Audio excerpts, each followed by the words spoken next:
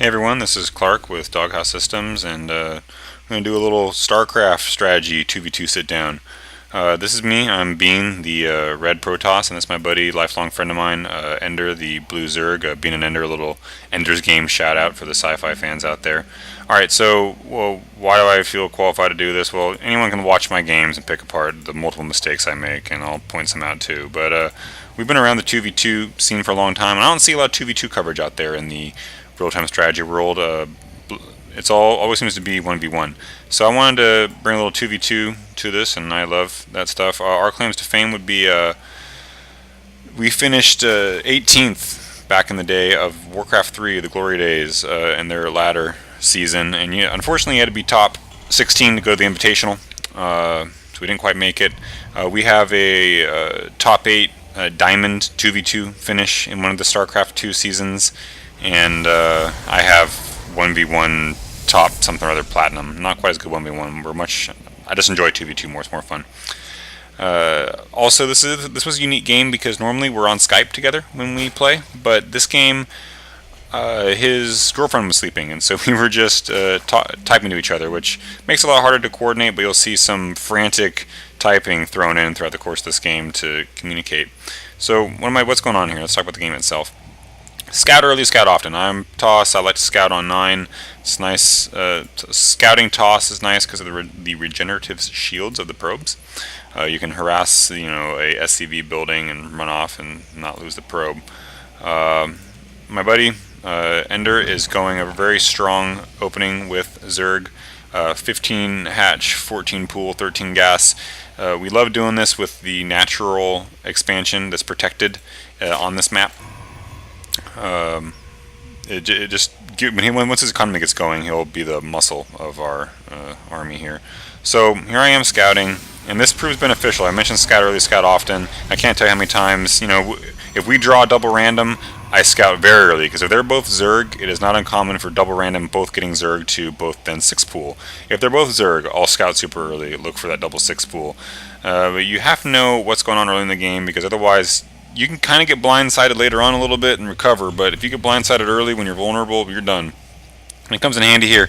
As I leave, I see that the Terran still hasn't grabbed a gas, which raises my suspicion, and then I confirm it when I come back down here. Unfortunately, losing my probe, but seeing that he's going for a bit of a marine rush. No gas, 2 more barracks building tells me he's going hard marine, which kind of saves us later on. A little more strategy. This is called thinking ahead.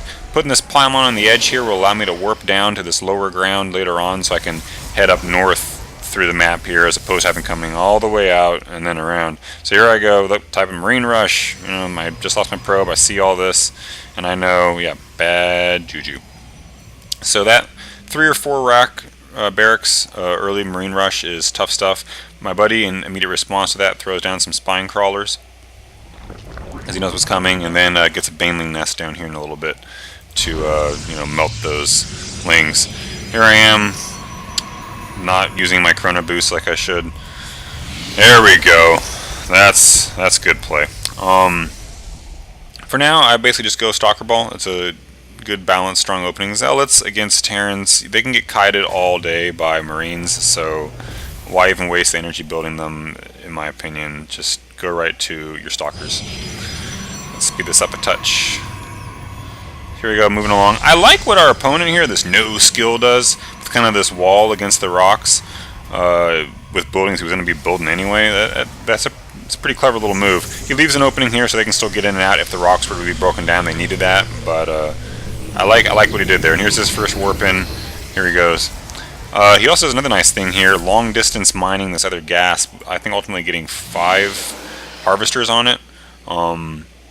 Just to bring extra gas for his plans were down the road. That's outside the box thinking, which really is what pushes the game ahead and makes everyone better. It's fun to watch these games evolve as people learn new strategies and things change. I mean, years after our glory days in Warcraft 3, and we talk some history here, I came back to it and couldn't believe how much strategy had changed a little bit. And here he is being goofy. This is a mistake on this guy's part, not having the supply depot lowered, and half of his army kind of stays behind. Trying to come along maybe would have made the difference. So anyway, we see them coming, and we are wondering what the heck to do. I like 3-gate Robo, especially against Terran. I can get, you know, the Colossi and the Immortals out there just to bust up their armored stuff. So, you know they're here. These spine crawlers prove fruitful because they hold them at bay while we kind of respond to the attack. And then off we go. The toss is nice, gets some shields off, kind of blocking us up so we can't really get down there and finish them off as nicely as we would have otherwise. My army gets predominantly trapped up in there, but you know, we'll get them in the end. So now it's retreat mode, and you don't want to throw units away, so there's always a fine balance of do you push on. I'll see novice players think, well, I just lost that encounter, I'll throw those units at them to do some sort of damage. Well, you know, run away and live to fight another day, unless you're going to be outspeeded and you can't get away. If you have slow roaches off creep surrounded by, you know, fast lings, well, may as well kill some of the lings because you're gonna get murdered. But anyway, here I am queuing up my natural expansion. A little behind the other guys. You can see I'm spending my money nicely. Over here, purple, not spending as well. My buddy with so much income, not spending well. It's really hard to manage your economy in this game. Down here, interestingly, actions per minute. Let me talk this for a minute. People will live based on what are my actions per minute. You'll see pros just spam actions early in a game to kind of fluff up their actions per minute. It is a good metric for how busy you're being. Low actions per minute will indicate, in some instances, you know, mismanagement, unspent money. That said, mine aren't as high as they should be. I would run a background APM meter in Warcraft 3 when it wasn't built in, and be sorely disappointed myself if I was like sub 70 or so. As games move further along and you get more macro, you'll see them creep up. We'll come back to that later and see if I improve. So here I am calling back. I didn't want to fight that fight with all these stalkers up here. It was a bad angle. You know, using the terrain is a huge deal in this with high ground, low ground. I can't tell you how many times a bad choke point cost me to lose with a vastly superior army just because I got pinched badly or surrounded or flanked. All bad things. So let's look at what these guys are have going on. You know, you'll hear the real pros, guys like Day 9 and stuff, say probes and pylons, probes and pylons. You should pretty much always be building your economy. It's silly not to. You don't ever want to get supply blocked. That's just embarrassing. Some ghosts. You don't see ghosts a lot, but in this particular instance, they're good because they can blow down our shields in game for my Protoss units. And speaking of my buddy, here he is. So let me come back to this. Alright guys, sorry about that. Where were we? We're planning to rock some people later here. Okay, so back to game.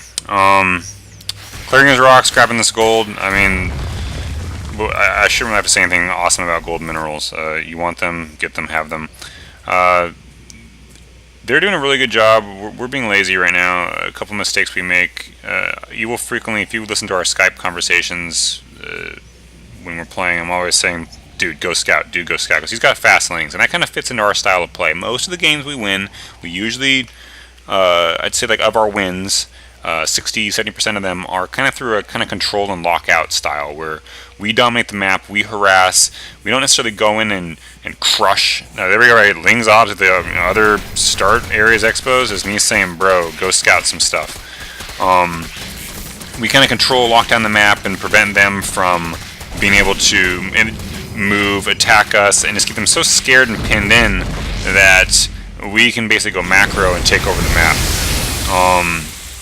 And ultimately just develop overwhelming force. So that is how we often play. I've had people curse me out over it, but whatever. Haters gonna hate. What can you say? This guy just sitting behind his wall, like a good Terran does. Let's see, what else can I talk about right now? Let me speed this up, get some action going on. So he's scouting.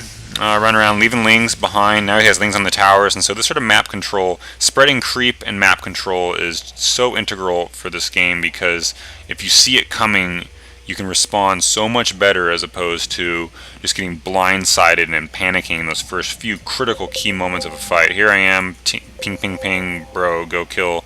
And he can rush some lings up there much faster than any of these units can get up there to defend. And this plays in nicely, especially when I'm tossed my best race, because let's face it, a 150, 200 food toss army is pretty much unbreakable. So he keeps them busy, penned in and afraid, while I just build up and just get strong. Colossi, awesome. No need to justify that. I already have range on them, which is a huge thing. Getting ranged Colossi is makes them so much better because people often try to focus fire them down. I think slow this down as this action comes. Focus fire is a big deal. I've had fights where, say Roach on Roach, where I'm outnumbered, but because I kind of harken back to my Warcraft 3 days where experience mattered so much from killing units, that focus fire will often win me the battle. So here I am engaging both solo. I would have lost this, obviously, without my friend, but I do ample damage to them, and look at all these beautiful banelings finishing over here. Retreating back, smart, get in here, I got my cannons, more warpins, to ultimately finish these guys off. Mistake here, I kind of keep him blocked in, but oh look, they get through, melt, melt, melt. And there we go. Now we have them on the run. The game's gonna be over shortly at this point. We've locked out their expansion. He has the gold up and running. This guy can't land this because he's over some rocks. But at this point, it's gonna be a good game here shortly. And in keeping with that strategy of locking out, harassing, controlling the map, Mute is such a beautiful unit to have on your side. And giving me vision and my Colossi giving me vision, I can blink up here, do some hit and run action, and just shut and lock them down. That many mutas can just take out the only things that are a threat to them, and we'll finish them off. Not a lot to say, enjoy the action, really. Go mutas. Free tanks. Yep, free tanks. At this point, in case they pulled a miracle out of their butt and somehow fought back, usually when I'm in this point, let's look at APM. 59, nice. Purple's a good player though, look at him holding 83. I will start going really macro just to make sure that even if they shut us out, we could, if they push back, we have so much money coming in that it doesn't almost matter at this point. And I think they GG here shortly. Yep, one guy leaves. There we go. My army doesn't even really get to play. So, thank you for watching this game. I hope to try to get some more strategy out there as opposed to just kind of saying what's going on. But I got a few tidbits in the beginning, and that should help you with your 2v2. Thanks for watching. Bye.